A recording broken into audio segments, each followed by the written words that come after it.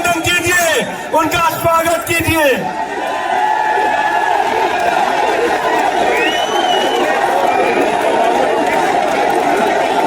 योगी योगी योगी योगी, बहुत बहुत अभिनंदन, स्वागत।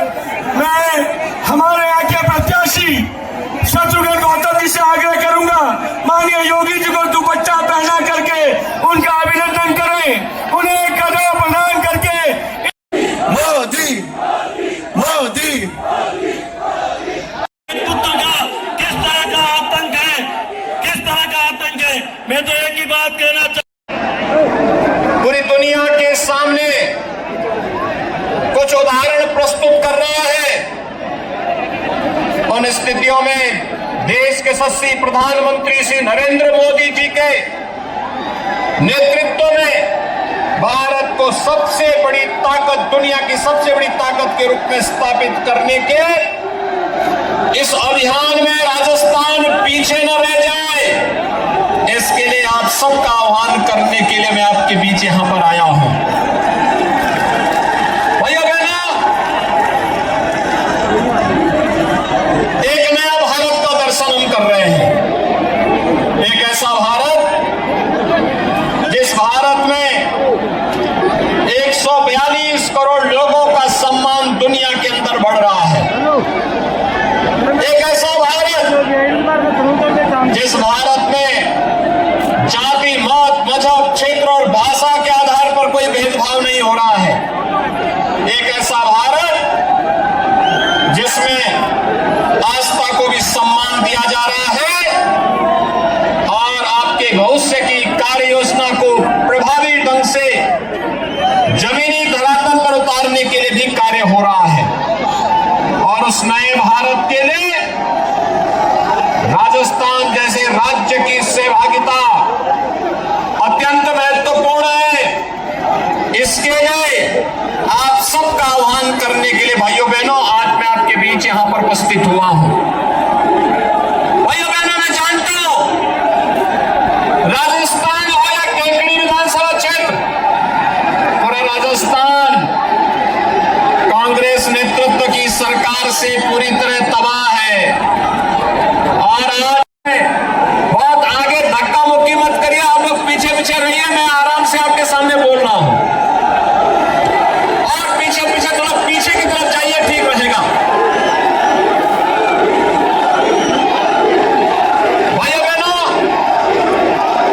मैं केवल आपको एक बात कहने के लिए आया हूं।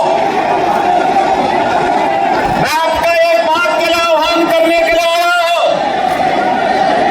कि भाइयों बहनों, आज जब पूरा देश प्रधानमंत्री मोदी जी के नेतृत्व में कार्य कर रहा है, एक नए भारत का दर्शन कर रहा है, तब राजस्थान की भी जिम्मेदारी बनती है कि विपरीत परिस्थितियों में राजस्थान ने देश को संबल दिया है। और अब एक बार फिर से कांग्रेस के मौका प्रस्त और वादा खिलाफी को जवाब देने के लिए विधानसभा चुनाव को फिर से हम भारतीय जनता पार्टी के पक्ष में ले जाकर के कांग्रेस को जवाब दें। और भाइयों बहनों, इसी का आह्वान करने के लिए मैं भी आपके बीच आया हूं। पूज्य संत भी आए हैं और ये पूरा मंच भी आपका आह्वान करने के लिए यहां पर आया है। में सुना जाता है, सुना है मैंने, यहां कोई टैक्स लिया जाता है। ऐसे माफिया पहले उत्तर प्रदेश में भी हावी थे 2017 के पहले। और भाइयों बहनों, उत्तर प्रदेश में माफिया के लिए ही हम बुलडोजर लेके आए थे। आज देखते होंगे ना उत्तर प्रदेश का बुलडोजर जब चलता है, अच्छे अच्छे माफियाओं की गर्मी शांत कर देता है। और गर्मी ही नहीं शांत करता है, जितना जनता को लूट करके रखा हुआ है उस पैसे को सरकारी खजाने में रख करके फिर गरीबों के लिए आवास बनाने का काम हम लोग करते हैं उस पैसे का।